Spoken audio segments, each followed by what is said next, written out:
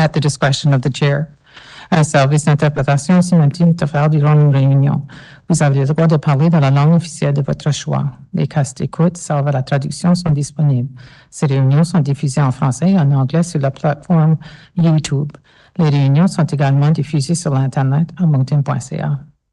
Si vous vous êtes inscrit auprès du bureau de la greffière avant la date limite, c'est-à-dire 7 jours avant la séance, vous aurez 5 minutes pour effectuer votre présentation. Toute autre présentation du public aura droit à 2 minutes. Une cloche sonnera pour vous indiquer qu'il ne vous reste qu'une minute. S'il vous plaît, notez, aucun présentateur ne devra manquer de respect lorsqu'il parlera du conseil or a member of the general public. The use of offensive or profane language will not be tolerated. Any breach of this guideline will result in the presenter being asked to leave council chambers at the discretion of the chair. Est-ce qu'il y a des changements? Thank you. Are there any changes to the agenda? On Broussard, Beausoleil Broussard, and Kristen Cabocane on the appointment process to committees. And also one under 12.3, the resolution for public hearing rezoning matters. Council has a copy, a hard copy on their desks. Terrific. With that, I would take a motion to accept the agenda. Thank you, Councillor Richard. Is there a seconder? Councillor Legier. All those in favor signify by saying aye. Aye. Opposed? Motion carries unanimously. The next is conflict of interest. Sorry. Are there any conflicts of interest this evening? I do not see any. I think we're good. Okay, there is no consent agenda. And next is public administration presentations, les exposés du public et de l'administration. Le premier ce soir, c'est un projet de cohabitation de l'Université de Montréal. Question. The first presentation this evening is on the cohabitation project from the UQM. Bonsoir, Véronique. Good evening, Véronique. Welcome.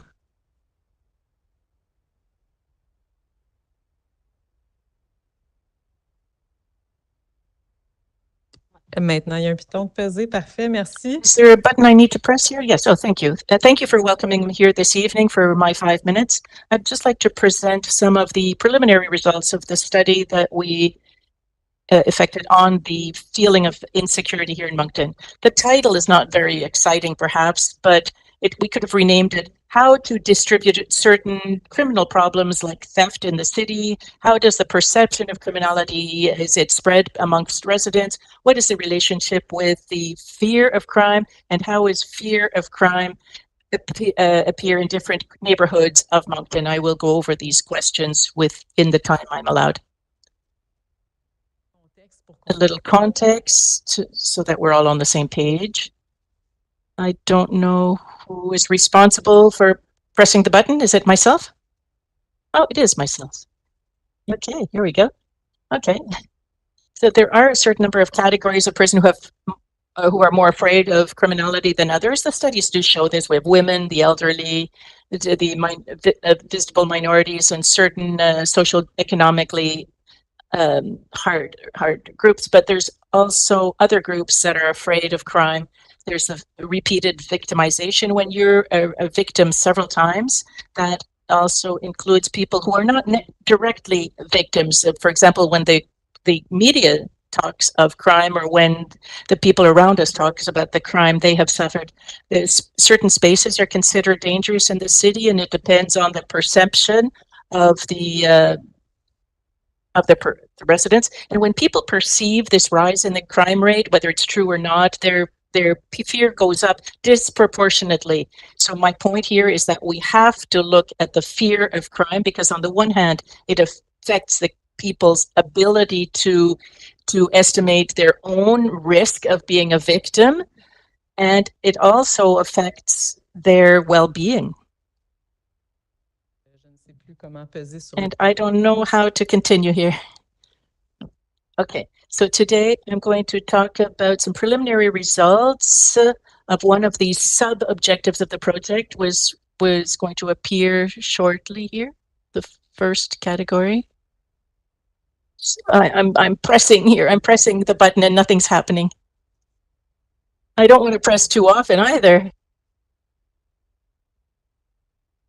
Ah, oui. Oh, here we go. So we have certain objectives in this research project.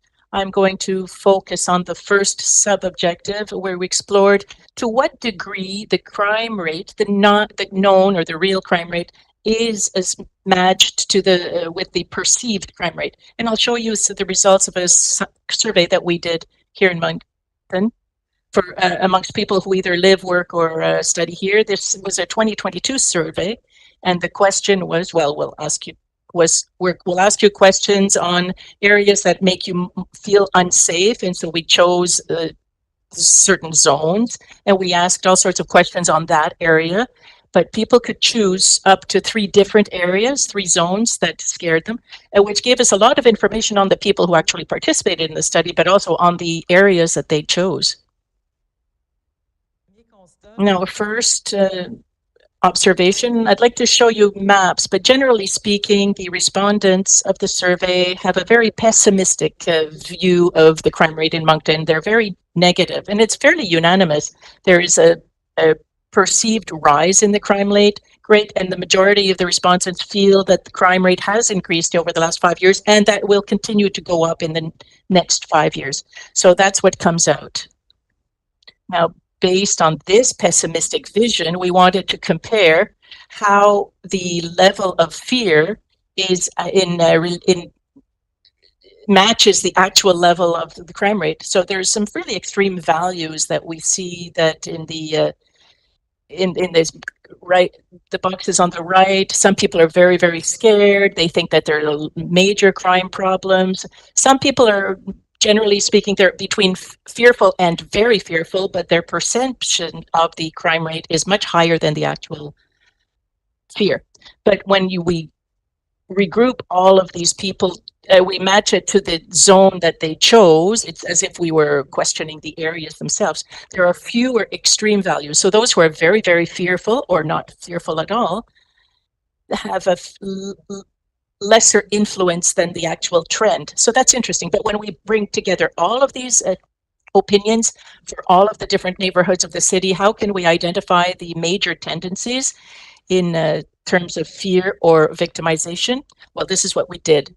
And here it's a little more blurry, but on the left you have a map of all of the zones that were included in the respondents. More than 500 zones were included.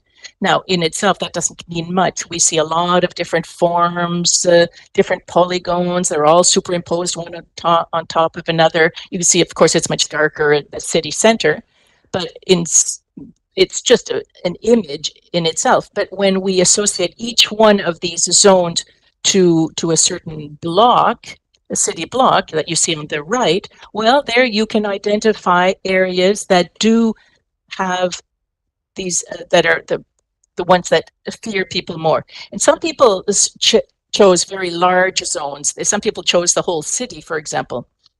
So we can't really, doesn't allow it to highlight specific results, but the majority of people chose zones that are about the size of Centennial Park, which allowed us to identify the zones where we can act. I have 1 minute left, so I'd just like to go over 3 different maps. The first one, here you see the distribution of people who do declare having been victims of theft. People who said, I was robbed, either personally or a break and entry or a theft from a car or of a car. This is what I call the growth zone, if you will, and we can come back to this if you have any questions. The second map is the indirect victimization. So the darker the red, the more the respondent knows people who have been victims of theft. And the crescent zone rather. The crescent zone is still a major, and it's growing. So it's interesting to see that people who have been victims of theft, it's interesting to see where they are concentrated, but the indirect victims, all of that is interesting too, because there's an effect of these different types of victimization on the fear of crime. And that brings us to the third map. The crescent zone is still there, but the highest level of PER is still there. Now there's a second zone where people are afraid in the northern part, but there are other factors than victimization that might influence them, because why does this zone come out so strongly? How much time do I have left? Nothing. No time. Okay. Well, here you go. Okay. Well, that's what it is. We will take questions. How's that? Well, excellent. Thank you. Councillor Thériault.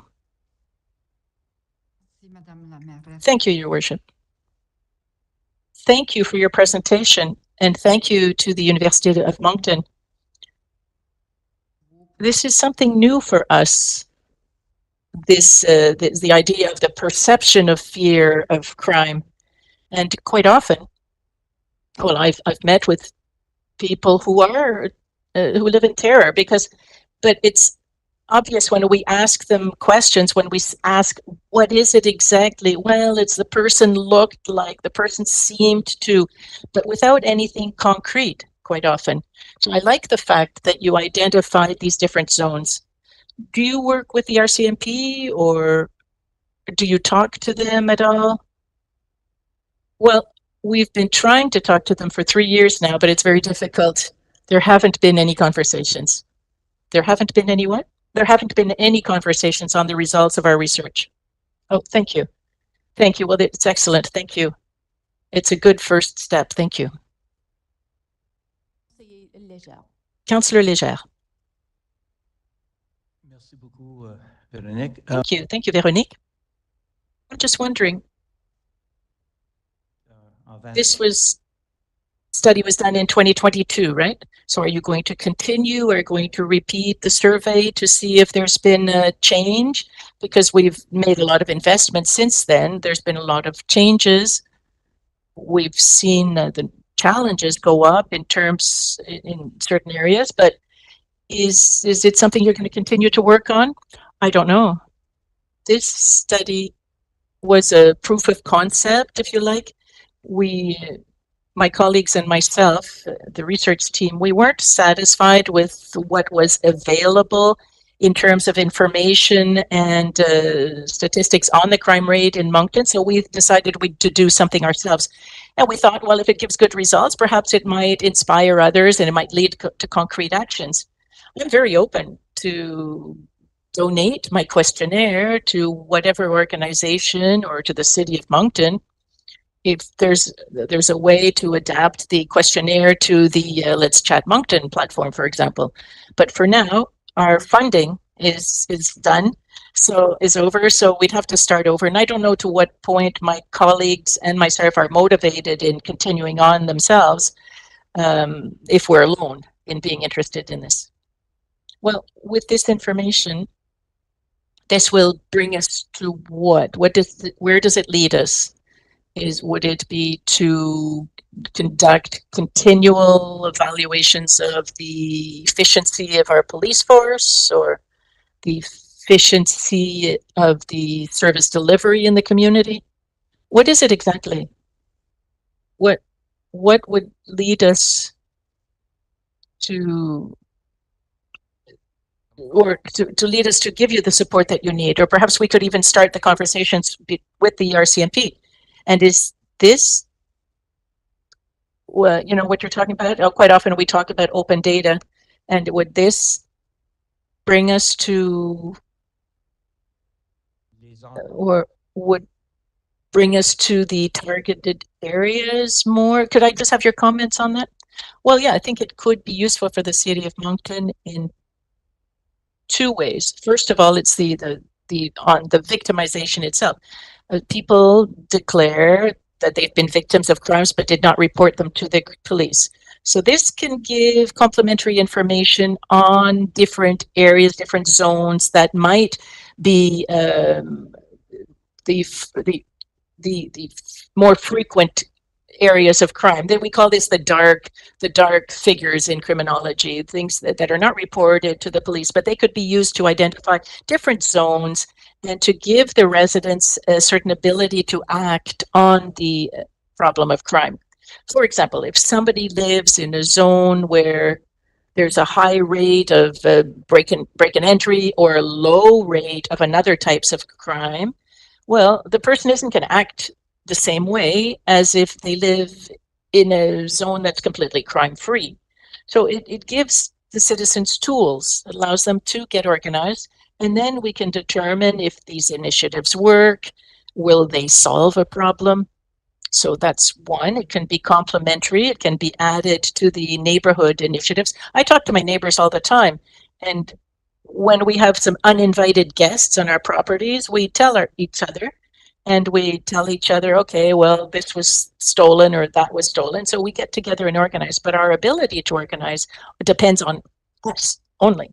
So we need, a source of information that is rigorous, and it would give us better tools. The second part that would be useful for the city of Moncton, that these aren't necessarily crimes, but everything that is a physical and social disorder, it would allow us to identify zones where there are certain needs that could be met by certain departments of the city.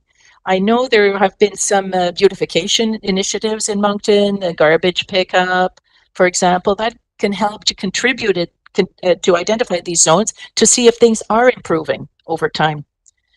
There were questions that we asked the respondents to determine if they were satisfied with their lives, satisfied in terms of their personal safety. And that also gives a good indication of whether it's a great place to live here in Moncton. Are public spaces pleasant to visit? So it gives us tools that can be complementary to the testimony that is collected otherwise. Those would be the two main ways. Thank you. I think it would be useful to continue the discussion on this with the RCMP, let's say. I see some advantages here for the RCMP.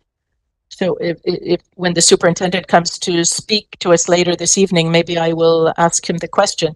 But I think that this partnership would be a way to identify our successes and the change that we've seen, and maybe it might allow us to see the trends that can be identified, which will help us identify things in advance. So I think for me, anyhow, this is a start, and we'll certainly ask the question, and we'll see if there is interest on this part of the RCMP. I think it's something that would be positive. Thank you. Thank you. Thank you. Councillor Bourgeois. Yes, thank you, Your Worship. Could you turn your camera on, please?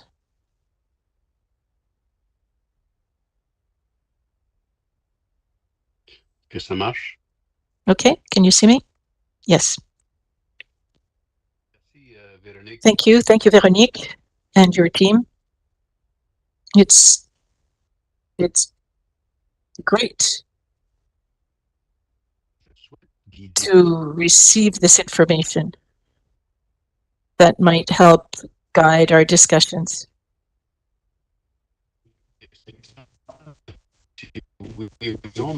I do have a question, but I know you can't talk about the Perryville-Taylor study, but you are aware of the study that came out last year? Est-ce qu'on m'entend? Can you hear me? With your camera on, are you not close by? You must not have any bandwidth. I'm pretty close. I don't need my video. Why do you need my video? It just seems more human that way. But if Does it work better without video? I don't okay, need video. turn your video off so we can hear you. Okay, this is better? Vous m'entendez? Merci. Je recommence. Merci beaucoup. I'll start over again. Thank you, Véronique. Thank you and your team for having given us these empirical data, which might help us take better decisions. But my first question, have you had the chance to read the Perryville-Taylor report on the police services in Moncton, published almost 2 years ago now? Yes, I am familiar with this report. I don't know it by heart. No, that's fine. There were maps in that report as well that showed the different areas where the crime rate was higher, where there was more theft, different types of crimes. Coincides. Do these data coincide with the perception? In other words, statistically, it's in the downtown area or the Old West End, Salisbury Road. That's where there's the greatest crime rate. De ces régions-là. Is the perception of the people in these areas, is it more negative? Do they have a worse perception of crime, of the crime rate in these areas? Or are there areas that, even if the crime rate is not very high, that they perceive it disproportionately?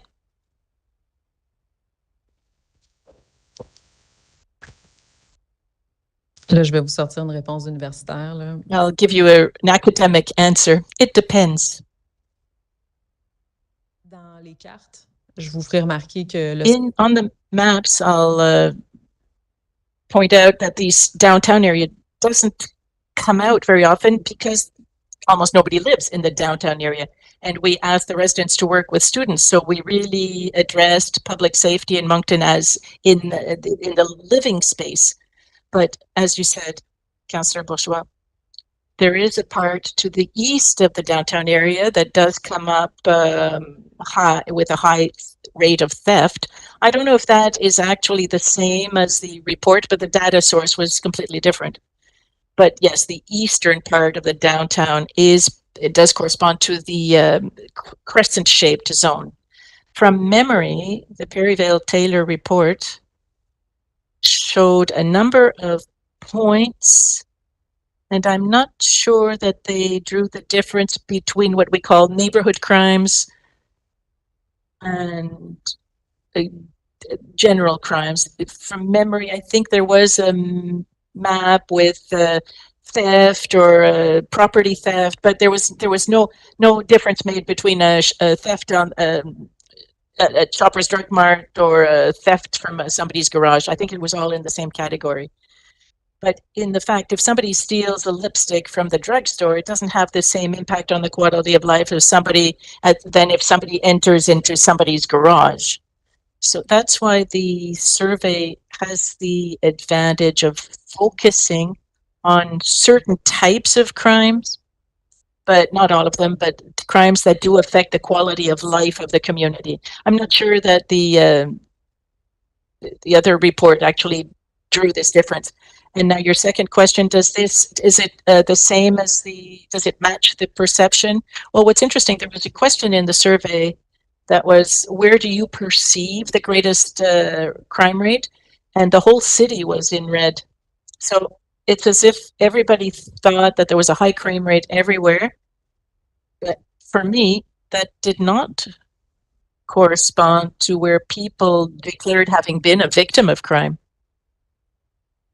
or where people knew somebody who had been a victim of crime. And so that's the idea of why it's important to give the residents of Moncton the ability to act by giving them the information, perhaps through an open data portal. Well, then they can compare their situation to others' situation in the same neighborhood or in a different neighborhood in the city. Right now, we don't have access to this information collectively, other than on the maps that I just showed you that are not perfect in passing. They're not. And this can certainly act on the perception and can possibly contribute to this pessimistic view of the crime rate in the city, which is unfair, really, because, I love Moncton myself. I don't think that Moncton is a dangerous city, especially when you compare it to other cities in Canada. And, I ask my students to do the same thing during their criminology analysis classes, and they see that there's no comparison. And I hope that answers your question. Yes, and once again, I'd like to thank you, but also to ask you if we could receive a copy of this publication, this report, that will be the final outcome of this study? Yes, certainly.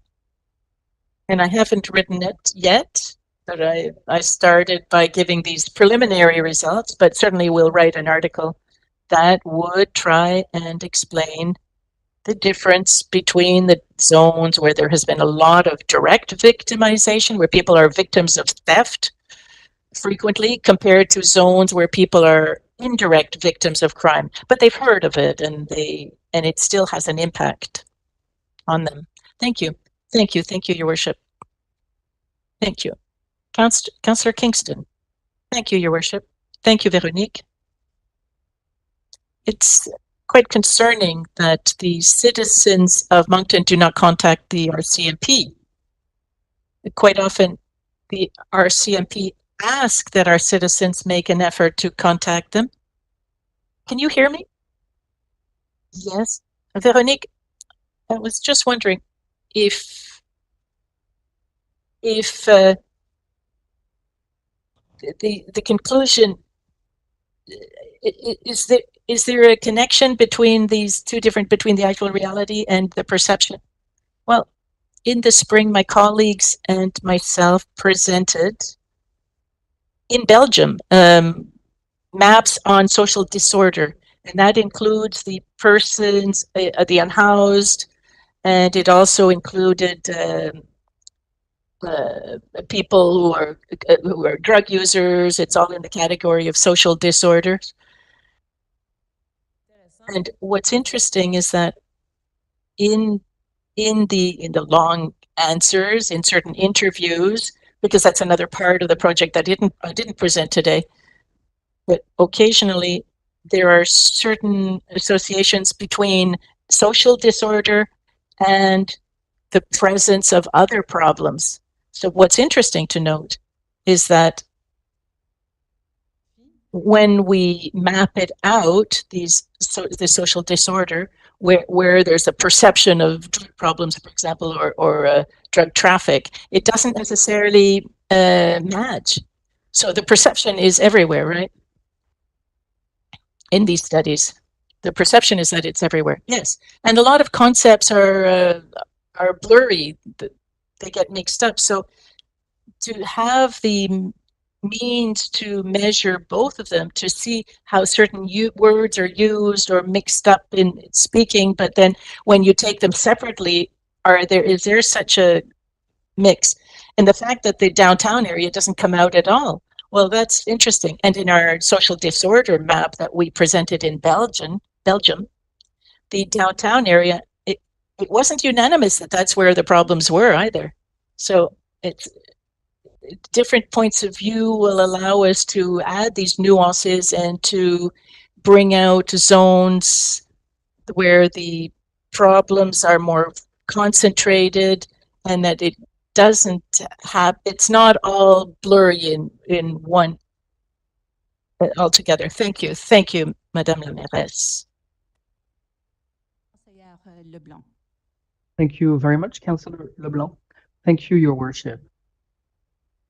Welcome, Veronique. I know that you did a project with a number of students concerning bicycle theft. Is there something to be noted here? Because we know there's a lot of bicycle theft occurrences in the area. Yes, so the first map included all types of theft, so including bicycle theft. So in the long responses, people were given the opportunity to provide more details, because it's not the ideal solution to give them the option to just tick boxes. People mentioned bicycle theft. So in the course that I'm in charge of, we had a practical activity, a diagnostic activity. It was hard to determine the exact nature of theft, so it doesn't enable us to target our interventions. Does everybody report bicycle theft? Is bicycle theft underreported for various reasons? And in terms of the solutions advocated, some thought out of the box and wondered if you have a bicycle in Moncton, where do you park it? Where do you store it in a safe manner? How can you improve the safe storage of bicycles? Do businesses are businesses able to contribute to that? So I think it gave rise to very positive and fruitful discussions that didn't come out of the classroom apparently. Thank you. Thank you. Councillor Crossman.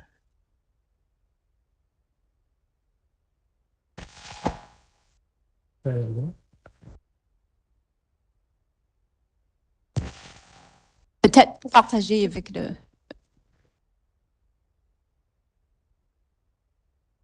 So, Mussy, a couple of my questions were that's coming forward. So you say that will be with time, you'll provide the final report? Est-ce qu'on va produire un rapport final? Il y a personne qui nous l'a demandé. Are we going to produce a final report? Well, nobody asked for it, but usually the way we work is that when we perform analyses, we draft articles to disseminate the results of our studies. I like to publish the results of our studies to various institutions when they want to know about them. So are we going to publish a final report? There's a lot of things that are out of our control. Last summer, we had a student from the UK who helped us a lot. Her name is Maisie Dillon. She completed her internship and she is back home now. So we have very limited resources. So I would not be open to give you a deadline or to make you any promises that we can't comply with. So it is a bit up in the air.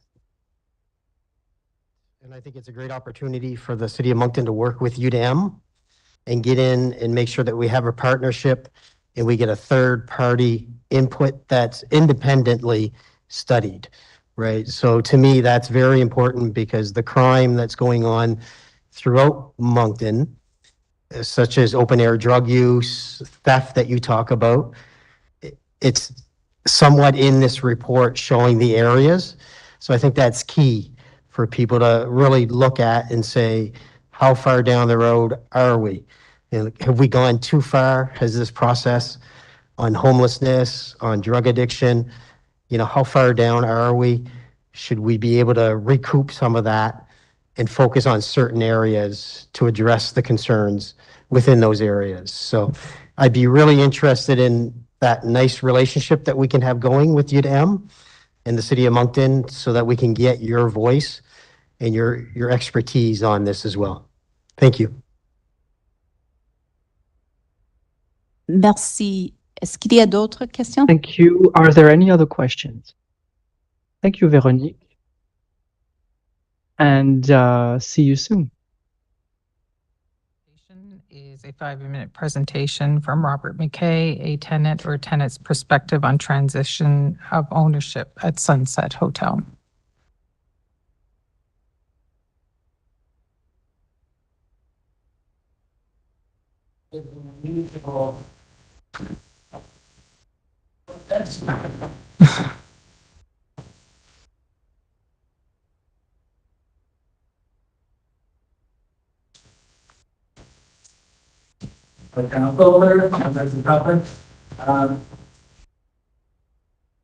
So I wanted to come here with a perspective, and sometimes I was thrown on and forget what I forget what I asked. Inaudible for the interpreter. The interpreter cannot hear the presenter. We discussed problems that have occurred, occurring, and whether Michelle. Oh, that's much better. Should we start over? Let's start over.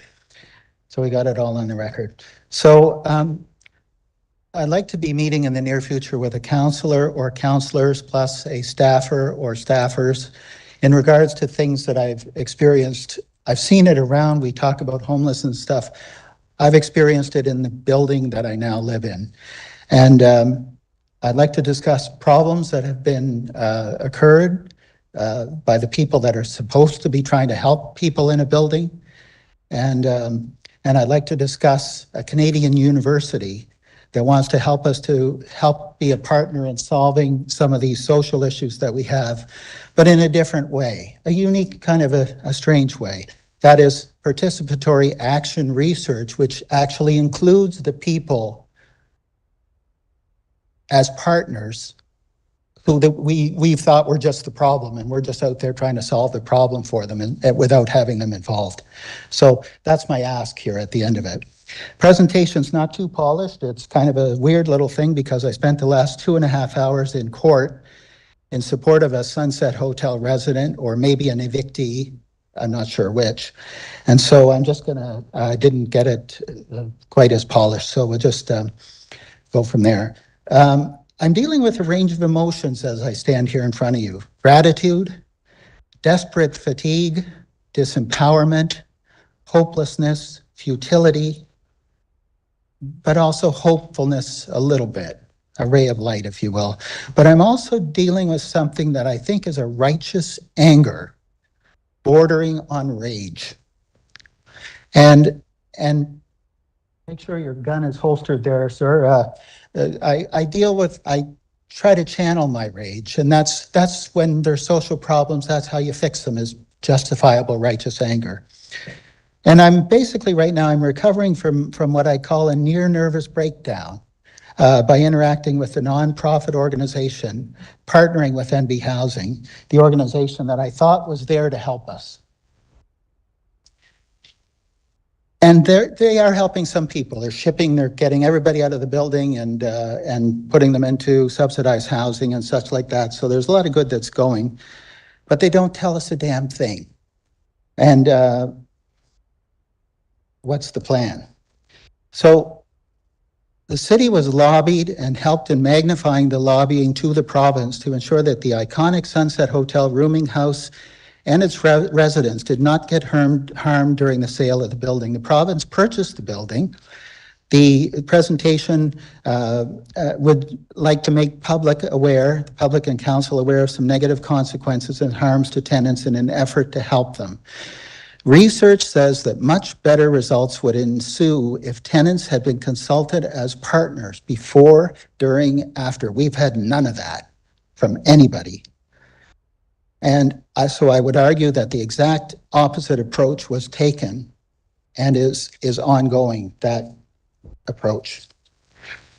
The previous building agent had various meetings with various people, including a city councillor or maybe more than a city councillor. The draft of a document that went out to lobby for the province to buy it mentions peer support. It said that the building is an example of peer-supported housing. It said the Sunset exemplifies this model. However, it has a professionally trained peer support worker there since 2016. That would be myself. This peer support program was systematically destroyed by the nonprofit operator that is helping New Brunswick Housing to run the building. When you destroy something that has been built over years and builds social capital in people that they can help themselves and help each other interact with the people, the professional people that are supposed to be helping them, that's irreplaceable. And they did it with not a bit of respect. What's that mean? Your time is up. That's 5 minutes. That was 5 minutes. Well, in a way, that's really good because there's a lot of stuff here and I was better that I not get into it. So I'd like to meet with, as I say, a counselor or two and a staffer or two, and in regards to the further details here. Terrific. Thank you, Robert. I'm sure that can be arranged. Okay, thank you very much. The next are 2-minute presentations. The first is Laurie Hébert on Beausoleil Broussard Plaque. Monsieur Hébert. Forget my chair. Ready this. Hello? Yep. I'm here concerning the plaque of Joseph Broussard de Beausoleil, recognized by Canada as a historical person. I have been developing the Beausoleil Village historical site at 2326 Salisbury Road for the past 5 years. The City Council has approved the Borough Park for the plaque to be located. The Borough Park has never had any Acadian ties. I'm also requesting the City of Moncton for the plaque to be on the trail behind the Press Club. This was a homestead of the brother-in-law of Beausoleil, Charles Thibodeau. This is city land. Is the Heritage Canada will be making the final decision where the plaque is going. So the city can have 20 locations approved. And Borough Park has no ties to the Acadian at all.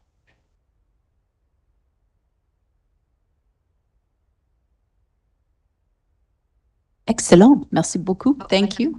Oh, it's Excellent. Thank you very much. Bonjour. Merci, Madame la Mairesse. Councillor LeBlanc. Thank you, Your Worship. Good afternoon. Is there a location that you would recommend? Or two other locations that you would recommend? Are there any locations that would be best for this plaque? Beausoleil's brother-in-law, the Badminos were there. The city has an opportunity to develop the river as a historical site. There's no, I did the research from Hillsborough to Salisbury. I can show you all the homesteads in the early, the first settlers. Moncton, I can show you exactly where the first settlers settled. They say it's at Halls Creek. No, it's between the bridge and the causeway, and I can actually show you the map showing exactly where the houses were. You're developing the downtown walkway, and you have a lot of opportunities to develop it, and you don't have the information to do it. I have the maps. I'm not one to, well, I'm going to say it's here or there or there. The maps are there. I've brought them with me if you want to see them. The opportunity is there, but I found you also have the only thing that survived the deportation in 1758. That's when the British came up and finished the Petitquodiac River. It was a mill that was survived. It's in the city of Moncton. It was been verified. I've had the archaeologist there 5 or 6 years ago, and we have the documents and the maps and everything showing exactly where it is. So you have, the city has a lot of great history, but it's not going nowhere. Merci. terrific. Thank you very much. The choice of Yes. the final location. Yes. Councillor Theriault, or excuse me, Deputy Mayor, sorry. Go ahead. Merci, Madame la Maire. J'essaie de comprendre. Merci. Thank you, Your Worship. Thank you for presenting here this afternoon. Is there a problem with Parks Canada, or do we want to select the Borough Park location? Approved at Borough Park. City Council approved it. Based on what, I don't know, but doing all my research on the Acadians, I can, on the Petitquodiac River, there was no ties to it, and it's a shame to put a plaque where, in a place where the Acadians were never in. I'm just not doing the Acadians, I'm doing the inhabitants of the Petitquodiac River. My ancestor was James Charters, buried at the Free Meeting House. He's buried there before it was built. He's the first Irishman. He gave the first piece of land to Moncton for a school. Nobody knows that. The Irish don't even know who he is. Dieppe is Chartersville. That was James Charters. Madame la Maire, j'ai une question pour le personnel. Est-ce qu'on va I have a question for staff. Are we going to make sure that we work hand in hand with Parks Canada to ensure that the plaque is located at the right location, at a location where that has ties with Acadian people? Merci, Madame la Maire adjointe. Oui, absolument. Thank you. Pour la plaque sur la... We will work with Parks Canada to make sure the plaque is installed at the right location. For the plaque, Mayor Cook could, Dieppe could. So it's not just Moncton that's going to get the plaque. It's just you make the site available to them. So the Heritage Board can make a decision where it should be. Perfect. Councillor Bourgeois. Merci beaucoup, Madame la maire. Thank you, Your Worship. Le maire adjoint Thériault a posé ma question. Ça fait, je vais tout simplement remercier. Assistant Mayor Thériault asked the question I wanted to ask, so I would like to thank Mr. Hébert for his excellent work and for promoting the Acadian heritage in the city of Moncton. Thank you very much to you both. Thanks, merci. I'm just wondering what the process is. It almost appeared, from what I remember, that Parks Canada was asking, and I could be wrong, but was asking for our recommendation on the location of the plaque. And so perhaps staff could meet with you and maybe take a look at the greater river area. Yes. And then have that conversation, because it seems that until now we've really not been involved other than what is the recommendation from staff. So perhaps through the city manager that maybe that could happen. And I do think, unless I'm wrong, I would think that Parks Canada would use the recommendation from the city as weighted in terms of their decision. But like you say, other municipalities could put their requests in as well. So I prefer correct. that we do it right. And We do it right. I have all the maps, the documentation. It's not I haven't fabricate a thing. The maps are there. It shows everything, the houses, the barns, where the Acadians returned after, the Abuetos. I've got it all. I found it most of it by accident, and people don't realize that these documents exist. I do have them. They're available to use the way you want. so perhaps then Reserve Place and through the city manager that could get together, and then maybe we as council could get an update perhaps sooner than later, because this is, I understand. Because you're doing the waterfront development, and I tried to reach the developer that was making the plan, and I never got a call back. And the information that I have regarding your waterfront, you could really have a lot of tourists here. There's a question of where the chapel was. That was the Acadian Chapel. I do have quite knowledgeable. I'm almost positive I can pinpoint exactly where it is, and that will be a great find for you, for tourists. I'm going to ask our CAO to just weigh in here. Merci, Madame la maire. Thank you for the question. Thank you, Your Worship. The proposal was brought forward by Nation Prospère Acadienne, which we worked with on and brought that forward to council for decision. We accepted to display the plaque. Now we're working with Parks Canada on identifying the final location. One of the suggested areas was Boer Park. And again, we'll continue to work with Parks Canada, with Nation Prospère, and with other stakeholders to ensure that we have found the right area, the right spot to ensure that the plaque is properly displayed, and we'll bring that back to council. Yes, I'm available to work with council at any time. Everything I have will be at your Wonderful. Thank you. Just one last, if I can, just one last thing. Merci beaucoup. Je pense que c'est important parce que Thank you very much, and I think this is very important because it would help us tell the story of the Acadian people, and it would be nice to be able to pinpoint the exact location of the chapel and other buildings, other former buildings. I think it's very important to tell the history and story of the Acadian people. Irishman, I have all. It's all there, the history of Moncton and the surrounding areas. Thank you. Councillor Richard. Merci, Madame la maire. Thank you, Your Worship. Looks like something should be moving with you in the conversation. We received this in our mailboxes. So council, there's a small booklet on some information. We don't make it to our mailboxes at City Hall every day. So I was lucky to make it in and pick that up. But I appreciate that. It's very high level, and I know that you'd have lots more information. Yeah, there's a lot of information that I have, if it's gone to the public, the problem I face with is to release all these documents and maps is that soon as they realize there was a building there and there's a barn there, they're going to go there with metal detectors and they're going to ruin the artifacts.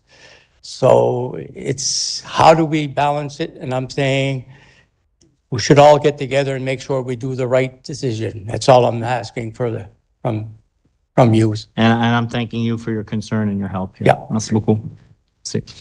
Awesome. Well, thank you very much. Thank you. Thanks for all your research. We appreciate it. The final presentation this evening for 2 minutes is by Kristen Kavokian, appointment process to committees. Can you hear me? Loud and clear.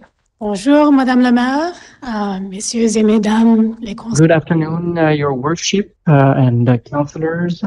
My name is Kirtin Kavokian. I'm a political scientist. I am a Moncton citizen and I criticize you on a regular basis on the radio. Of elected officials taking a very cynical approach to public consultation and public engagement. Whether it's consulting the public after having made a decision in private, or whether it is stacking committees with members of the public who are most likely to defer to their authority. We've also seen citizens get rightly angry when they see that the process is neither fair nor transparent. This is a key moment in the life of our city when decisions about urban growth and development will reverberate for decades. So, on the rare occasions when the public is invited to apply for positions on committees, we want to know that appointments are made based on who is most qualified, that the decisions committees make are based on data, and that City Council is doing what is best for the city, not what is best for City Council. Now, as a municipal politics critic, it's also my job to give credit where credit is due. So I'm pleased to see that you've called a mulligan on your recent committee appointment vote and are revisiting the issue today in public. The fastest growing city in Canada deserves a city council that learns from its mistakes and commits to doing better. You have that opportunity today, and I look forward to seeing you take it. Thank you very much. Thank you. Are there any questions for Professor Kavokian?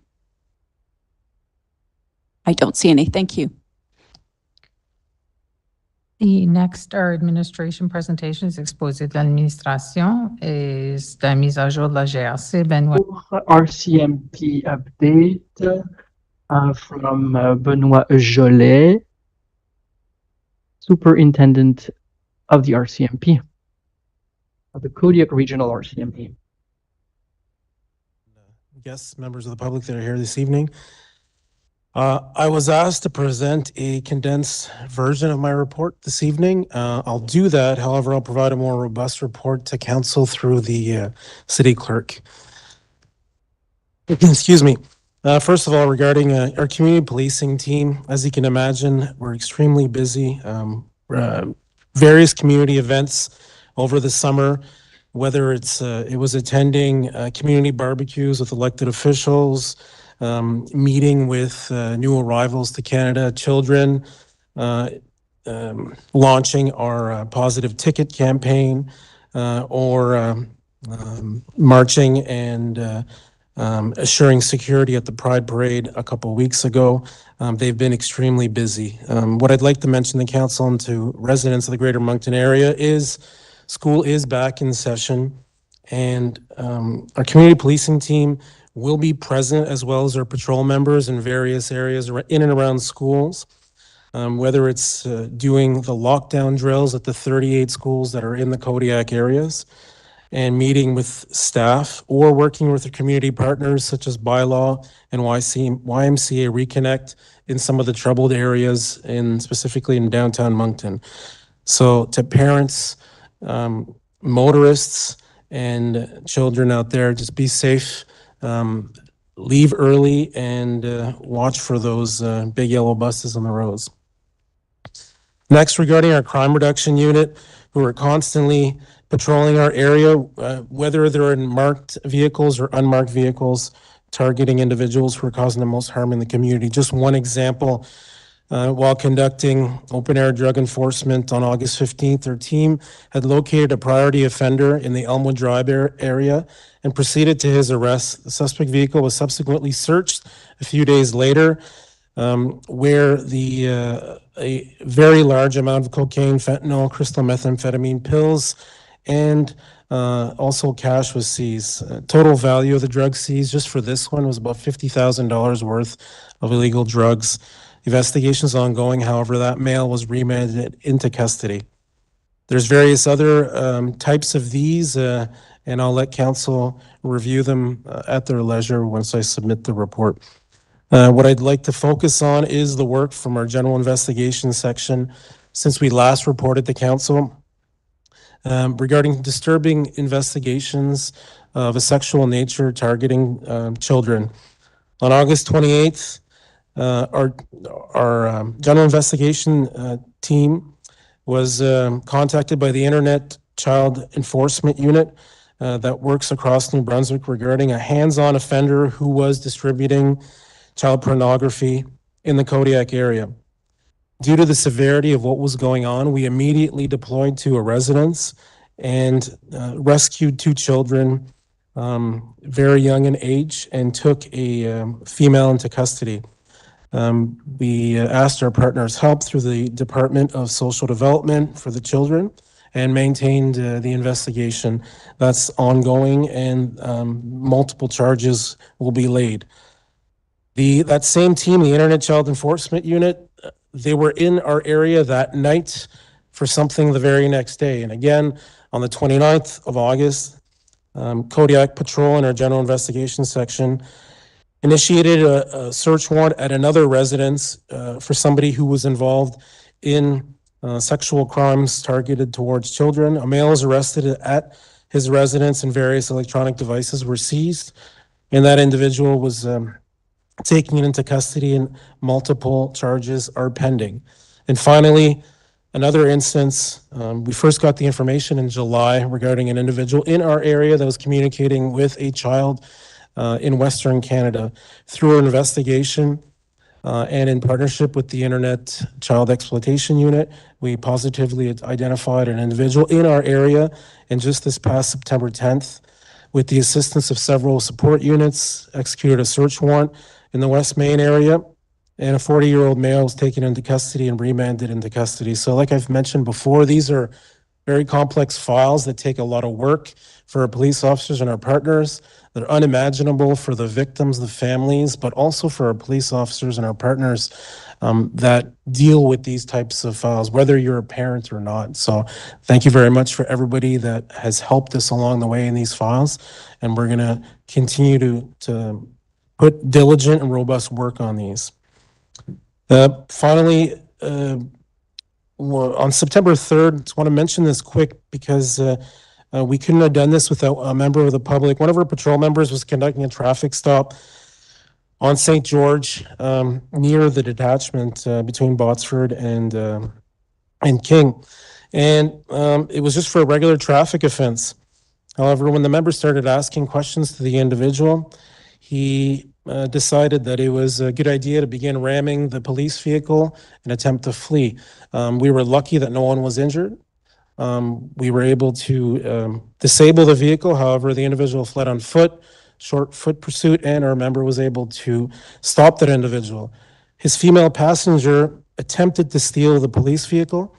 However, this is where I'd like to thank the public. There's an individual out there who came to our member's rescue who's by himself to prevent the female from taking the police vehicle until backup arrived. And then we were able to safely take her into custody. So I don't have the name, but that person knows who he is. So thank you very much for his help that day and for ensuring that no one was hurt. And just a quick mention just regarding YQM. It was in Dieppe, but as we all know, it spilled over into Moncton. On Saturday in particular, 27,000 people were there, and I think every single one ended up on Main Street in Moncton. Unfortunately, there was a lot of calls for service. No one was gravely hurt. But with our coordinated effort with our partners, the three-day event was a success, and just like to thank everybody for that. Thank you, Mayor. Thank you, Superintendent Gillette. Councillor Richard, go ahead. Merci, Madame la Maire. Merci, Surintendant Latit, de nous donner des Thank you, Superintendent, for the update.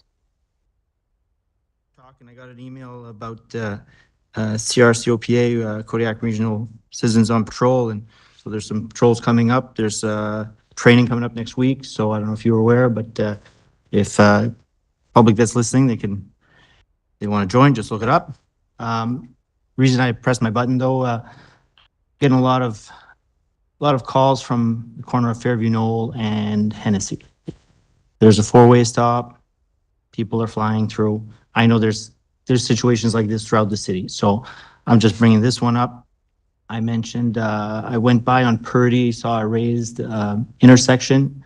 Looks like it's controlling a bit of that intersection, and I don't know if staff would be able to look at that eventually. But it's a corner that traffic's going through fast, and that four-way stop, even if we put red lights on top of them, somehow they don't see it. The first week of school, actually witnessed a vehicle go straight through the red light, new set of lights at the corner of McLaughlin and Hennessy. On McLaughlin, there was a little girl with her bicycle, her mom, her lunchbox, walking to school. If she would have, had the idea to go across the street, well, we'd be having a different conversation. So just want to bring that up.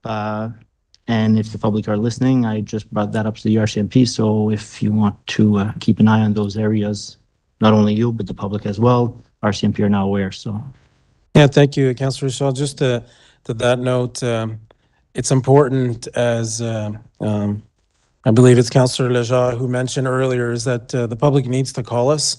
They need to call us when they see these things happening, obviously, because there is thousands of intersections, and hundreds of crosswalks and all these different areas. And we need to know about these things to report it to us and also to the city, because there's things that the city can do. We've had good relationships with the city, whether it's traffic calming type of locations, because we also have technology that we can install for speeding and those types of things. So, yeah, we absolutely need that call.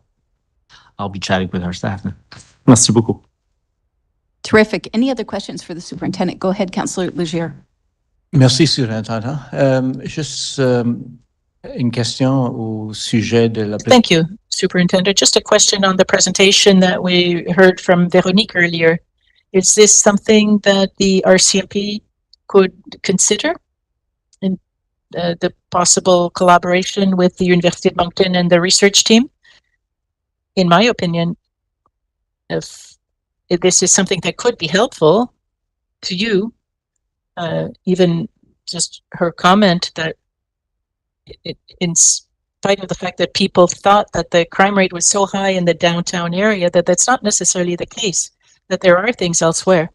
And perhaps it's a question of perception, and some people don't call as well. You do a lot of good work with your analysts. Is this something you would be open to? And I think that without the collaboration with the public and without this kind of research, well, how can we improve our community? Is this something that you might consider? Oh, yes, absolutely. It's just a question of approaching us, and I'd have to check to see what request was made through us, or what was through the CRPA, perhaps we can check that. But I found it interesting, her Veronique's presentation. She was talking about the downtown area, because we direct our resources where we get the greatest number of calls for service, and I can assure you that I've already mentioned that if we were to take a protractor and we were to draw a circle around the downtown area of Moncton, that's where we get the greatest number of calls for. The type of call, well, it's varied.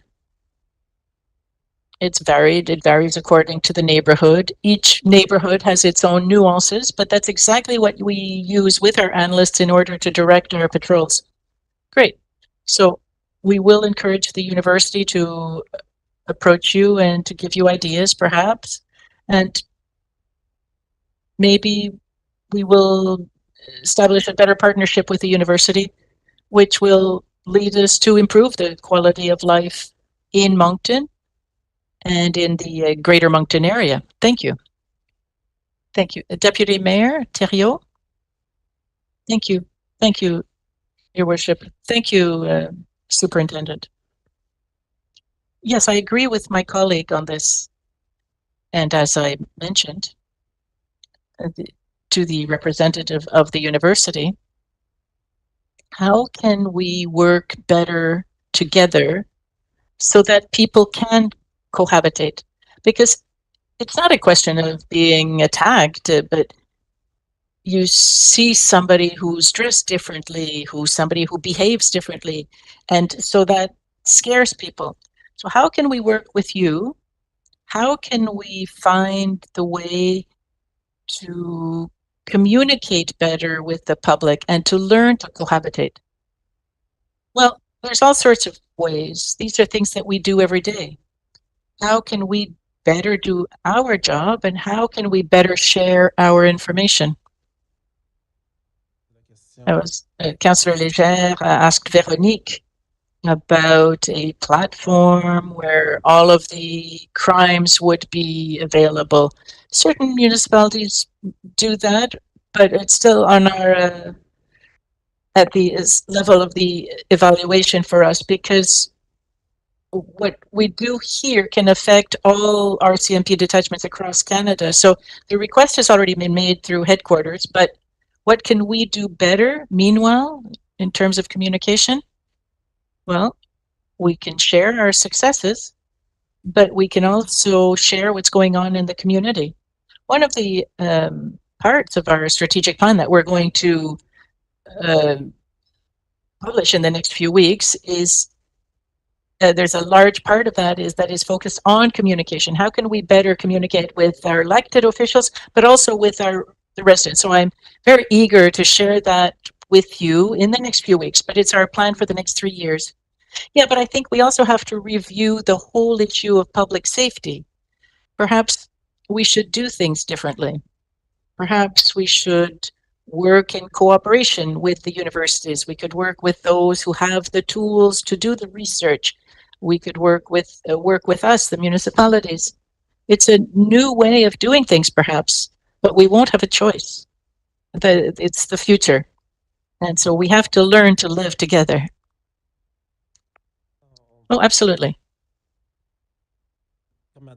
And like the lady who talked after the university professor, she raised a good point. We're in full growth mode here in the city, and I'm the first to say that we have to do things differently. We have to think of different things that we can change, how to be innovative, and citizens have to tell us what they want to see from their police service, and that has to be supported by the elected officials. And we're going to have some big decisions to make. Well, yeah, but the big question is, how are we going to go about it? How can we have the means in order to be able to discuss with citizens and with the institutions? So I don't know, maybe it's up to the staff, city staff, but Mr. CAO, do we have anything for public safety in the long term, so that not only do we listen to our superintendent when he comes to talk to us, but to have a process in place that will allow us to communicate on a regular basis, not just at these meetings, but regularly with citizens, that through the communications department or elsewhere. Thank you, Your Worship, your Deputy Mayor. Yes, yes, certainly. We're waiting eagerly for the new strategic plan of the Kodiak RCMP, and also the CRPA strategic plan. but we're going to work with the two documents to make sure that we improve communications, not only with residents, but to make sure that they're aware of what's going on. Absolutely. And this could affect our strategic plan, right? Yes, yes, of course. Thank you. I would go back to Councillor Legier for a final word. Thank you, Madam Mayor. Just briefly, I know a while back there had been some preliminary work done on body-worn cameras, and the RCMP was looking at the rollout. So is there any update that you could share related to Kodiak Regional Police area in our area? And is there a timeline or what has happened with that? Yeah, absolutely. It's been I guess, a complicated file at the national level for the RCMP. The actual unit and the supplier now has been selected. The units have been ordered and they're starting to arrive. Specifically here in New Brunswick, they're going to be deployed in various locations. We haven't had our exact date when it's going to be sent here, but it's within the next year and hopefully sooner than later. The plan is that every member will be issued their own, and as soon as we have one, I'll report back to council and we'll be able to give more as soon as I have more information. However, myself and all my colleagues are looking forward to it just for so many different reasons, evidentiary reasons, and it's going to be a game changer for the type of interactions that we have with the public on both sides of the spectrum. So really excited to present to council when I do get those details, but it's been secured and it's coming. Thank you very much. Thank you, Superintendent. I appreciate you being here, and thanks to Thank your you. team. I'll see. The next presenter is Planning Matters, et questions d'urbanisme. And the first up is introduction, rezoning, and municipal plan amendments for 224 Killam Drive. And I see Dylan coming to the podium. And I think our IT guru is fixing our webcam for those online.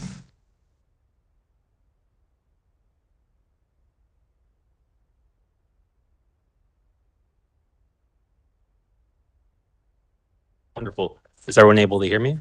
Yep. Great.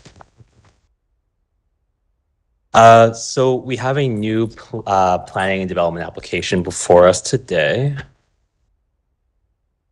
Let's try to figure this over here.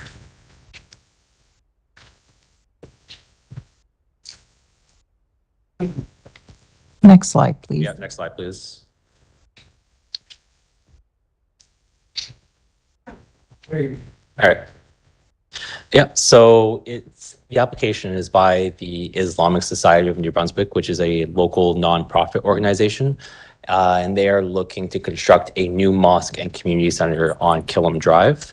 From a planning perspective, there are two applications that require council approval. One is a rezoning application to rezone the property from industrial park to suburban commercial, as well as a municipal plan amendment to change the land use designation within our municipal plan. Sorry. So there's two applications that we have in order to accommodate the mosque and community center. Rezoning application, so we're looking to change the zone from industrial park to suburban commercial, but we're also looking to change the municipal plan land use designation from industrial to mixed use centers and corridor to accommodate the project. A slide. So the project is located within Ward 2, slide.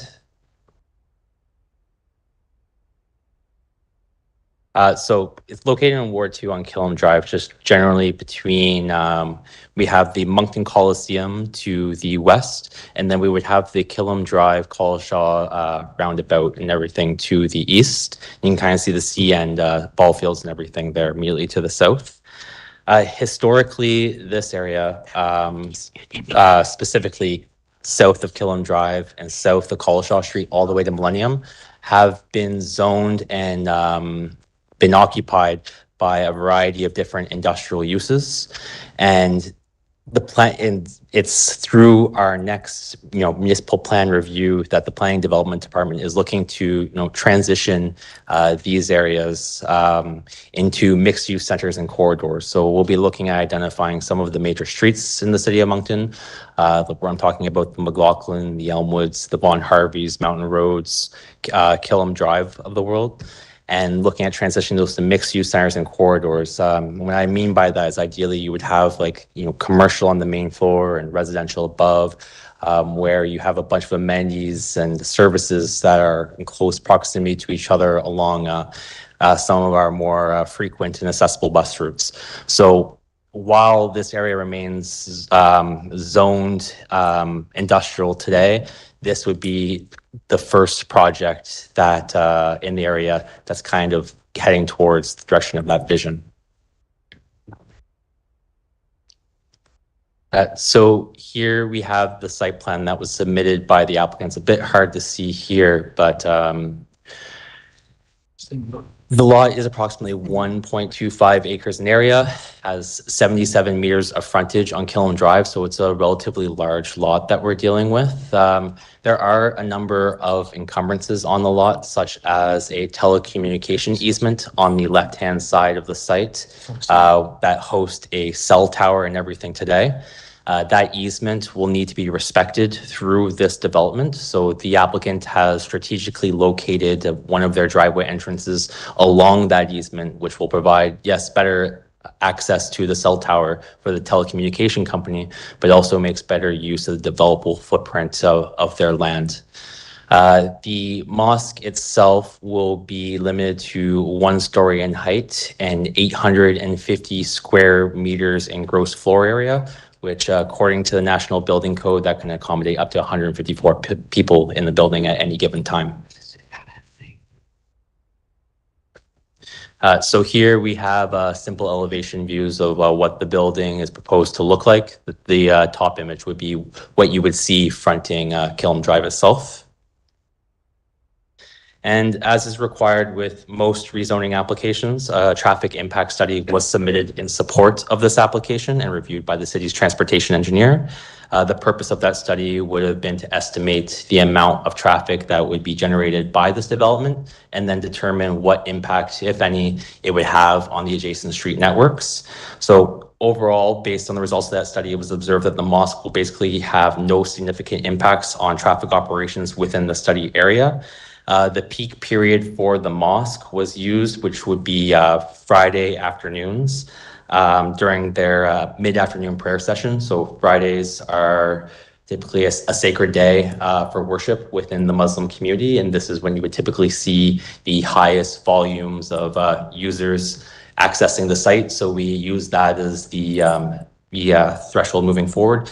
And during this time on Friday, it's estimated that 214 new trips would be generated, and that's anywhere between 1 p.m. and 2 p.m. While that seems like a lot, there's no expected queuing to happen within the study area intersections, including the roundabout, because 1 to 2 p.m. isn't actually, while it's the peak period for the mosque, it's not the peak period for the traffic and everything that you'll see on Killam Drive. Normally that's going to happen closer to 4 or 5 when people are getting off work. And that roundabout is actually operating at 73% of the vehicles that I would normally see later on in the day.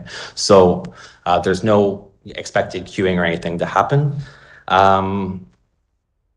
Another thing, so the traffic study also explored parking demand for this site. So based on the proposed plans, only 58 surface parking spaces are available.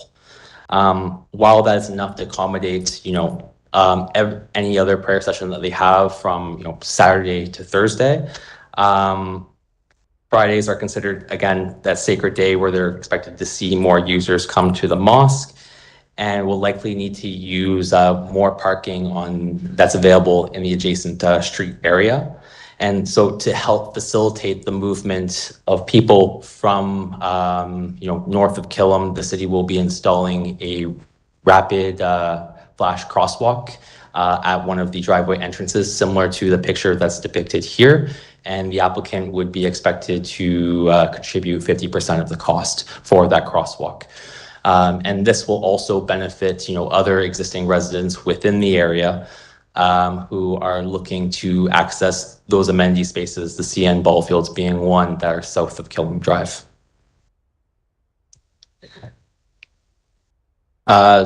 If approved, these are the two changes that would be made. So we would be changing the zoning, like I mentioned, from industrial park to suburban commercial, and then the amendment on the right-hand side would be that municipal plan amendment going from industrial to mixed-use centers and corridors. Today, administration are recommending that Moncton City Council proceed with the proposed amendments by giving first reading to the zoning bylaw and municipal plan amendments, setting a public presentation for October 7th, referring the bylaws to the Planning Advisory Committee for its written views, which would happen on October 23rd, and then tentatively setting a public hearing for November 18th, 2024, and then we'll confirm that date during the public presentation.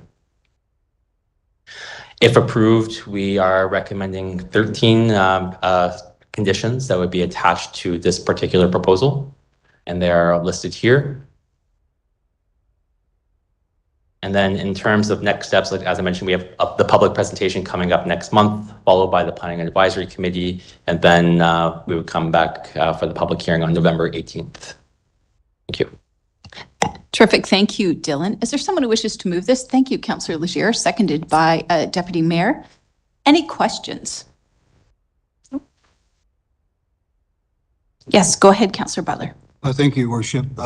Just Dylan, so I realize it's Friday is their holy day, but have we, so are we talking with Parks and Rec? Because as you see in the back, right behind them, there's a lot of ball fields, and sometimes on Friday there's big tournaments and things like that. So I think that, to be good neighbors, maybe we should also keep Parks and Rec up to par of how that works for them. Absolutely, yeah. So just to give a little bit of insight of our process and everything, with any application that I'm bringing before you guys, I make sure that it's going to be reviewed by Parks and Rec, by our engineers, by our finance, subdivisions, and so on. So we have a team that meets every Wednesday, and we dedicate 3 hours to looking at applications such as this before bringing it to council. And there was no concerns with the Parks and Recs department with this particular application. Okay, thank you. Thank you, Worship. I see no other questions on the question. All those in favor signify by saying aye. Aye. Opposed? Motion carries unanimously. Thank you. Oh, sorry, Councillor Kingston, did you have a specific question? Sorry, I never saw your hand. No, actually, no, we're fine. Sorry. Oh, Okay. The next item is again a planning item, and I believe Sarah Anderson's going to take this one. It's a subdivision, Camelot Cove, Unit 2. Good afternoon, everyone. So this is a subdivision plan, subdivision application from Advanced Hospitality, Inc. So just hit that. So the subject location is, the subject property is located in the eastern part of the city, and it is located in Ward 1. In terms of the site location, this is the Harrisville Boulevard area. It's between Warner Street on the left and Marriott Drive on the right. And the closest bus service is on Shediac Road, which is over 900 meters from this site. The current zoning of the subject land is primarily HC for highway commercial, although there is a small portion of R3, which is for multiple unit dwelling on the west side or to the left. So the purpose of the plan is to create 3 new building lots, to extend Warner Street, to create Grand Allée Avenue, to create land for public purposes, to create lot 24-3002 for stormwater detention purposes, and to create a 5-meter wide public utility easements along the proposed streets. So this is the subject, the tentative plan. And as you can see, it shows Warner Street, which will be built to an urban local primary cross section. So that means it will have a right-of-way of 20 meters. A sidewalk will be built along the south side of the street, and a multi-purpose trail will be built along the north side of the street. Marriott Drive, which is currently already built to its full extent on the east. And right now, Marriott Drive has a sidewalk that's already located on the south side of the street. And then a multi-purpose trail will be installed along the north side of the street from that roundabout out to Harrisville Boulevard in the future. This plan also shows the section of Grande Allée Avenue, which is now being designated as a city right-of-way. This land was originally acquired through expropriation in 2017. The acquisition was part of a process to secure the land that was necessary for constructing the Grande Allée naturalized stormwater detention pond, which is to the north here. This parcel is now being converted to a city right-of-way to facilitate access to the remainder of the Grande Allée Avenue right-of-way. And then Grande Allée will be built to an urban local primary road cross-section as well.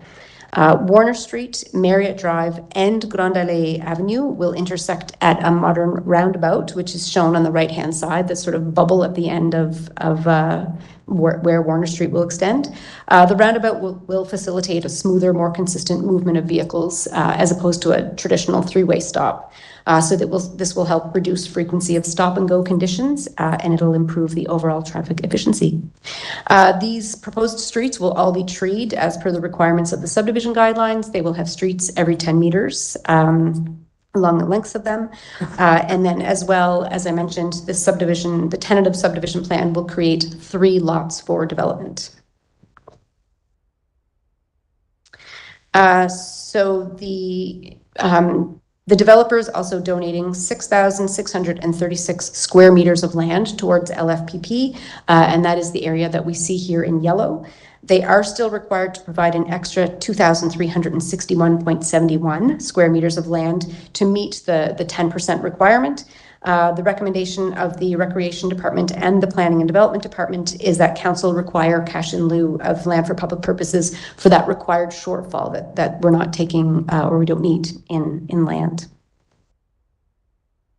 So in terms of the recommendation, the Planning Advisory Committee recommends that Moncton City Council assent to the extension of Warner Street public, assent to the location of Grande Allée Avenue public, assent to the location of land for public purposes, assent to the location of lot 24-3002 for stormwater detention purposes, and require cash in lieu of land for public purposes. There is one suggested or recommended condition, and that is that streets and services be designed and acceptable to the engineering department and then constructed in accordance with the subdivision development procedures, standards, and guidelines. And that is it. Thank you, Sarah. Deputy Mayor Theriault, do you wish to move this recommendation? And seconded by Councillor Crossman. Go ahead, Councillor Crossman. Don't know if I'm going to blow everybody's ear. No, we're good. Okay. Thanks, Sarah, for the presentation. I guess my question is going to come down to the public trail that we talked about and the right-of-way, that the land that is giving up for public purposes. So it's going to be a trail going all the way out to Shediac Road. Yes. So I'm going to look at engineering and I'm going to say, in the winter time, are we going to be clearing this trail to make sure that the people can get out to the bus stop on Shediac Road? Because there is nothing that comes through Camelot, as we know. And Warner Drive has been a hot topic within the neighborhood as far as development goes. So I'm glad to see that we're getting somewhere now with this. It's a great development, but I want to make sure that just because we're moving forward, or if council does move forward on this development, that we're able to give services to people that need to get from, I want to call it Route 15 almost, all the way up to Shediac Road, because Warner Drive goes down that far. So I don't know if you have any input on that. Maybe I see that there's cash in lieu of. I can't remember the amount of money. I know it's in the presentation. Sorry? It's in the report. Yeah, it's in the report. I know it's there. I can't remember. I know it's not a grand amount. It's not a big enough amount, but maybe that's something that we can have a discussion with on engineering to make sure that people can get out there. Because I know last week, or maybe a week and 2 weeks ago, I was in the Ops Center. We were talking about sidewalk improvement plan. So this is part of improving the plan for active transportation and to get friends, family, and seniors out to Shediac Road. So any input that you could offer me would be greatly appreciated. Thank you. I might defer to John. Thank you very much for the question. I imagine the subdivision will be a little bit before it's built, but when time comes, if council desires to see this maintained in the winter, it'd be possible to do so. If that'd be probably being a trail or parks department would like to take care of it. If they were given the resources to do it, that should be no problem. Okay, good. Thank you. I see no other questions. On the question, all those in favor signify by saying aye. Aye. Opposed? Motion carries unanimously. Thank you. The next is statements from by members of councilors, exposé des membres du conseil. Go ahead, Councillor Butler. Thank you. Taking nobody else wants to, so I just got a couple things. I just wanted to congratulate first the Moncton Mets for moving on. They beat Chatham Ironman last night 11-3. It wasn't really much of a baseball game, 11-3, but they did win, and they're going on to the finals against Charlottetown. Rah for the Mets. I was also glad to attend the 40th anniversary of St. Pope John Paul II. They had a mass on Saturday morning.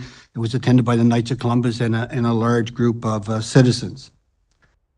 Today, I was pleased to join Councillor LeBlanc when we attended the Crossroads for Women's 2024 Annual General Meeting, which had a great turnout, and from their financial statements, they're doing great. So great applause for them for what they do, because it's a great thing. Thank you, Your Worship. Thank you. I don't see anyone else. I think we can carry on. Thank you. There are no reports and recommendations from committee in private. Il n'y a pas de rapport de recommandation des comités des réunions à huis clos. So next would be reports from administration et rapports de l'administration. We have one this evening. It's Provincial Municipal Highway Partnership Program 5-Year Plan 2027-2031. And the motion before council is the Moncton City Council adopts the document entitled the City of Moncton's 5-Year Plan for the Provincial Municipal Highway Partnership Program 2027-2031 and directs administration to include it in the City of Moncton's funding application to the New Brunswick Department of Transportation Infrastructure. And I see it in A's here if you have any questions. Oh, excellent. Is there someone who wishes to move the recommendation? Thank you, Councillor Legier. Seconded by Councillor Butler. And go ahead, Councillor Butler. Yeah, Rennie is here. Thank you. When we look at this up to 2030, is there nothing in here in regards to, or is there another plan coming out regards to the north end, regards to the traffic study that we talked about, exits off of Wheeler Boulevard, and also some more work regards around Hildegard, but is there something else that's going to come out here? Or? Yes, thank you, Your Worship, through the Councillor Butler. Worth noting that this program here is focused on resurfacing and microsurfacing, so more like on the renewal side, and that DTI has another program when it comes to major projects such as new interchanges or improvements to interchange. Again, this is more related to a resurfacing or microsurfacing program. So would we be putting that in this year for the north end in our budget or towards the province regards to the exits? And that's a discussion that we can have at the Capital Works the Capital Works budget stage. Right now, we would have to do a bit more design and a bit more discussions with the impacts it has and bring in NBDTI to the table, which we have. But they have done a study, haven't they? Sorry? Haven't they already done a study or paid for a study to be done? Well, we did a study for the North End Transportation Master Plan, yes. Yeah, and we brought it to council in a private matter, in a private setting. Yeah, oh, sorry. Yeah. All right. Thank you, Your Worship. Thank you. Thank you. Councillor Bourgeois. Merci beaucoup, Madame la Maire. Thank you very much, Your Worship. I would like to know what are the criteria that are used by staff to make a decision as to what part of what street falls under the jurisdiction of the province? Are there provincial roads, provincial streets? Thank you for your question, Councillor Bourgeois. So the program we're talking about is a partnership with the provincial government. So it's for provincial designated highways for short. So there's Shediac Road, Salisbury Road, sections of Mountain Road and Elmwood Drive. They're designated roads. So they're not local roads. They're more roads that have shared jurisdiction with the province. So those are main highways. And when we talk about PCI, Pavement Condition Index, it is the first time that the province has asked us to do such a long-term protection until 2031, from 2027 to 2031. So it's quite a challenge to make projections until 2031. In the past, they were asked for much shorter periods of time in the shorter term. Thank you. Thank you, Your Worship. Thank you. There being no other questions? Aye. Opposed? Motion carries unanimously. The next up are reading of bylaws. Les lectures des arrêtés municipaux and both bylaws that are before council this evening. You've already given me permission to give first reading. A bylaw and amendment of a bylaw relating to the adoption of the City of Moncton's municipal plan, being bylaw Z 122.11 224 Killam Drive. This is the first reading and it was subject to item 7.1. Arrêté portant modification de l'arrêté concernant l'adoption du plan municipal de la ville de Moncton sur l'arrêté Z 122.11 Promenade Killam Drive. C'est la première lecture. A bylaw and amendment of the City of Moncton zoning bylaw, being bylaw Z 222.40, rezoning at 224 Killam Drive. It's the first reading. And arrêté portant modification de zonage de l'arrêté de zonage de la ville de Moncton sur l'arrêté Z 222.40, rezonage au 224 Promenade Killam. C'est la première lecture. Next are notice of motions and resolution, les avis de motion et résolution. And the first up is a New Brunswick Municipal Finance Corp application for financing. You will find that in your package. We would need a mover and a seconder. Thank you. Moved by Councillor Legier. Is there a seconder for that? Thank you, Councillor Kingston. Any questions on the question? All those in favor signify by saying aye.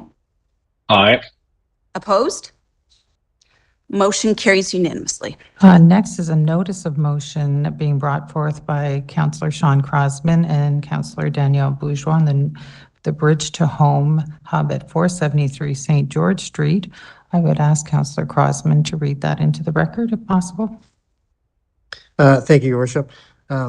City Clerk, I'm going to make one word change at the end of my motion, just so you know. So I will point it out. Notice of motion, the Bridge to Home hub at 473 St. George Street. Whereas public safety must be priority number one for the community. Whereas residents and business owners in proximity to 473 St. George Street deserve to feel safe as a bare minimum and should not be put in harm's way. Whereas open-air drug use, street disorder, and crime have become unfortunately a normality throughout the city, but in particular the neighborhood in proximity to 473 St. George Street. Therefore, transforming the community's initial compassion to frustration, fear, and even occasional anger. Whereas mental health, addiction, and housing are the province of New Brunswick's responsibilities, there has been an increase in crime within the area since the Bridge to Home hub was established at 473 St. George Street. Whereas citizens living in the area question if support services are being offered at, quote, Bridge to Home hub, as there is a lack of communication. I will make the note change here. Be it therefore resolved that Moncton City Council, as soon as possible, terminate the lease agreement entered into with the province of New Brunswick for the operation of the Bridge to Home hub at the facility of 473 St. George Street and return the building back to its initial function as a community center. So moved. Thank you. And I understand that Councillor Bourgeois has seconded that. Yes. Thank you. This will be brought back to council at the next council. October 7th. Right, correct. Okay, and 12.3 is a resolution that was not added to your package. However, it is before you. It's regarding having public hearing and rezoning matters heard in another location. Whereas its regular public meeting of September 3rd, 2024, City Council for the City of Moncton resolved that a public hearing on zoning bylaw amendment Z 222.38 1113 Lafergie Avenue rezoning file be set for October 7th, 2024 at 4 p.m. in council chambers at City Hall. And whereas at its regular public meeting of September 3rd, City Council for the City of Moncton resolved that a public hearing on municipal plan amendment Z 122.10 Downtown Core Community Improvement Plan Bylaw Amendment Z 122D.1 and Zoning Bylaw Amendment Z 222.37 Gateway Towers Assumption Boulevard file be set for October 7th, 2024. And whereas at its regular public meeting of August 19th, 2024, City Council for the City of Moncton resolved that public hearing on Stop Up and Close Bylaw Amendment T221.6, portion of Foundry Street affected by Gateway Towers be set for October 7th, 2024. And whereas due to ongoing renovations to City Council chambers in City Hall, the regular public meeting of Moncton City Council of October 7th, 2024 has been moved to the Avenir Center. And now therefore be resolved that City Council for the City of Moncton will hear objections to the above noted proposed bylaws at its regular public meeting of October 7th, 2024 in the Lounsbury Lounge of the Avenir Center at 4 p.m. Is there someone who wishes to move this? Thank you, Councillor Legier. Seconded by Councillor Butler. All those in favor signify by saying aye. Opposed? Aye. Motion carries unanimously. Okay, I believe you have some appointments. Yes, Your we're worship. now at the nominations part of tonight's agenda, and we will be considering the Municipal Plan Review Committee. Council will note that there are 14 names for consideration tonight, and Council is free to accept all of them or decline to accept any of them that they feel would not be suitable for this committee. We will be going through each name one by one and voting on each nomination individually. All that is required is a simple yay or nay vote, not a debate on the merits of each candidate. So with that, I have two I will, points of order, if I may.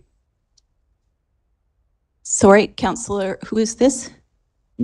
Councillor Bourgeois. Go ahead. Thank you. The first point of order is to replace the chair.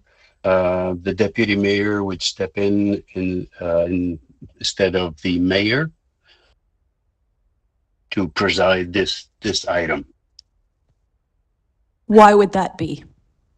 Because of your demonstrated bias during the not last public meeting, I think the one beforehand, when we first decided on this, the mayor declared that the decision of council was quote unquote unfortunate. That demonstrates a bias. I don't think this motion is debatable, by the way.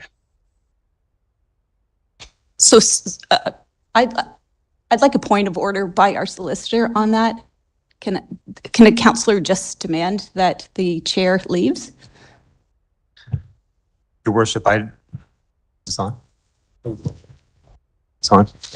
I'd have to consult our procedural bylaw, Robert's rules. I don't have that answer in front of me, so we could take a brief break if we want to discuss that. I'd like to take a brief break then. Thanks.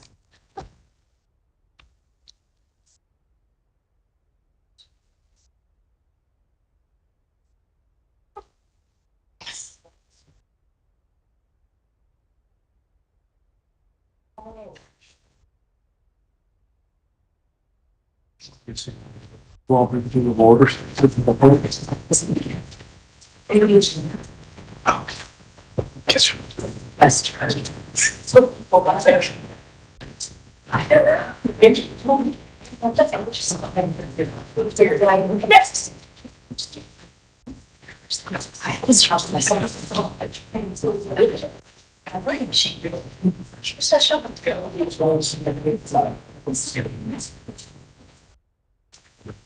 No, I'm exciting. Trying to make a point. See that.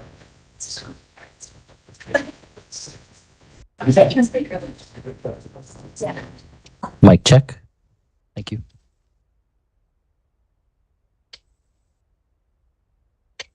Mic's working, everyone. Mics are working. Yes, Councillor Kingston, loud and clear. We're just taking a brief break right at the moment, so there is nothing to be heard here right now.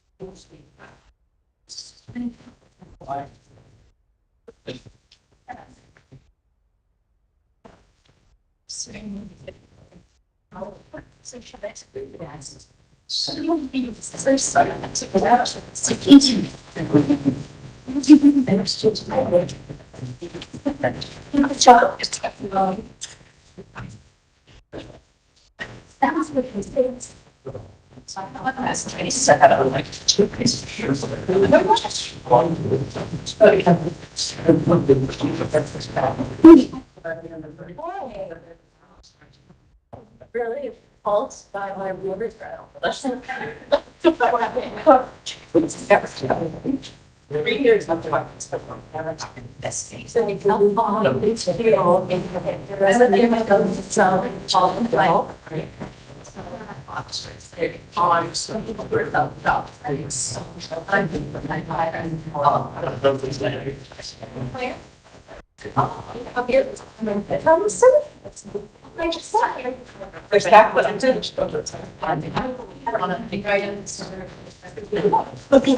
I know.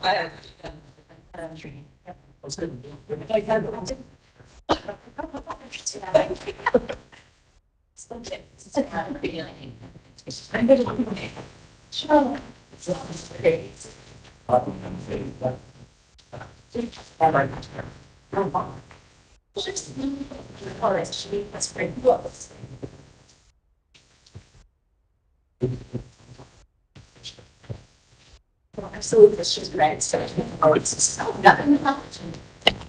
All right, we will reconvene now.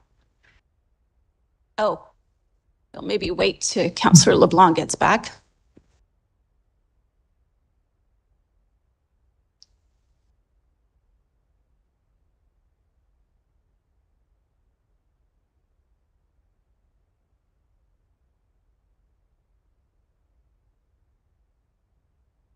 All right.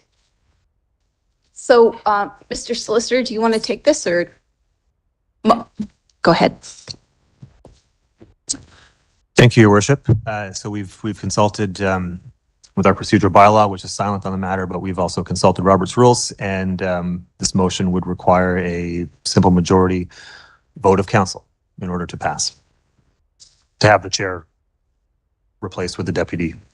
So on that question then, can I propose the question then? On the question of replacing the chair, with, I guess, the deputy mayor would still, I would still be voting, correct? But it would bring the deputy mayor into the chair. We need a majority. All those in favor, oh, excuse me, a seconder for that motion.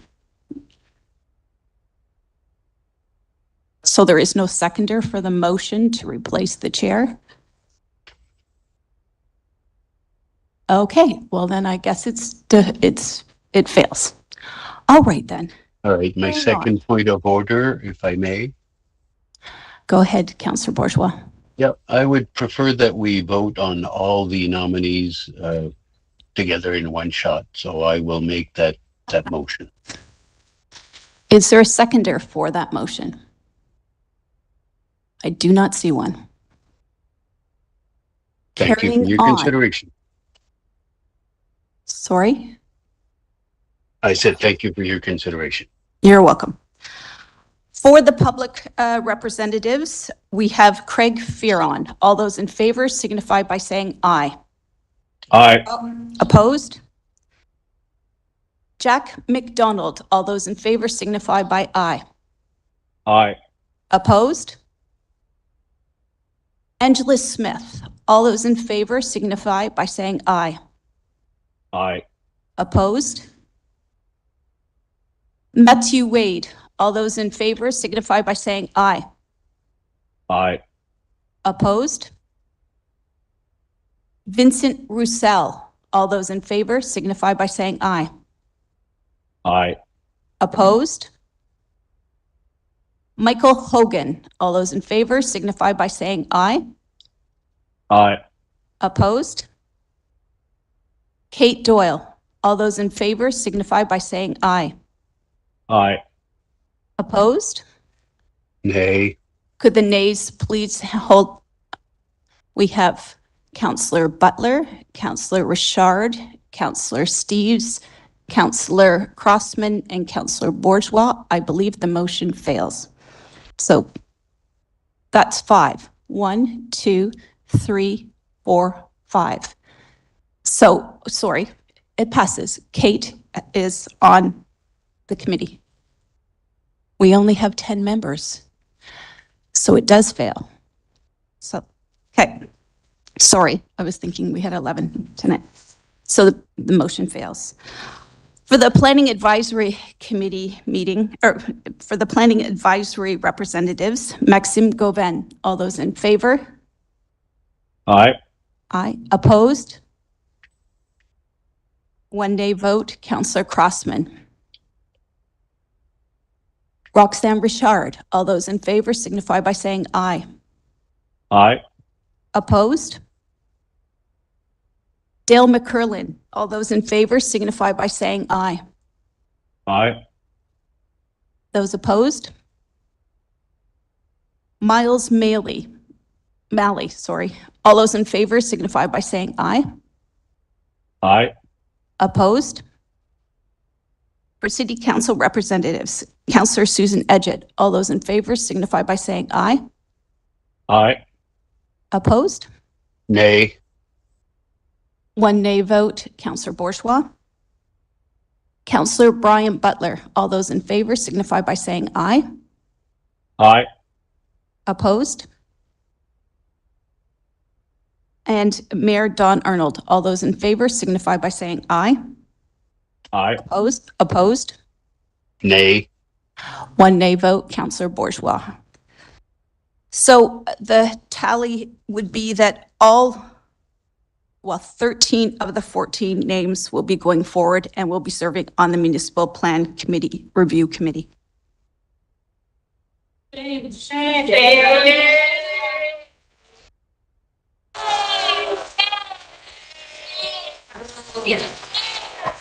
Order, please. So our next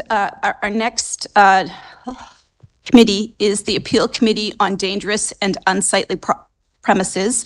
And to be reappointed are Julie LeBlanc-Hultberg and Darren Bloy. And new candidates, Simon Pierre Godbout and Virginia Gilmore. Moved by Councillor Crossman. Good job, guys. Is there a Come on, you. yeah, We are ashamed of you. We are ashamed of you. Is there a seconder for this? Moved by Councillor Crossman, seconded by Councillor Richard. All those in favor signify by saying aye. Aye. Opposed? Motion carries unanimously. I believe that concludes today's agenda. Not at this time. I would take a motion to, I was going to say resign, but I do believe that Thank you.